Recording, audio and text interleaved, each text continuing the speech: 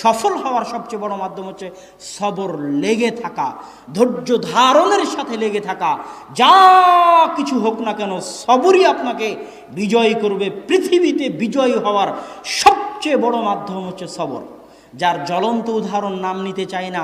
আফগানিস্তানের মাটিতে কিছুদিন আগে আপনারা দেখতে পেলেন, এই 2-3 দিন আগে আমেরিকার সাথে যারা চুক্তি করলো, তারা শুধু সবর দিয়েই, ধৈর্য দিয়েই এই পর্যন্ত আসতে পেরেছে। ধৈর্য দিয়েই 20 বছর ধৈর্য। বাপরে বাপরে বাপ! কোথায় ইউসুফ আলাইহিসসালাম, তার বাপ নবী, তার দাদা নবী, তার দাদার পিতা নবী, তার বাপ ইয়াকুব নবী, তার দাদা ইসহাক নবী, তার দাদার বাপ ইব্রাহিম নবী। এতগুলো নবীর সন্তান হওয়ার পরেও, এতগুলো নবীর দোয়া থাকার পরেও ইউসুফ কুয়ায় ঝুলে, কুয়ায় মরে কি বাঁচে, ওখান থেকে কৃতদাস, নবীর ছেলে কৃতদাস, বাপ নবী, দাদা নবী, দাদার বাপ নবী, সে কৃতদাস।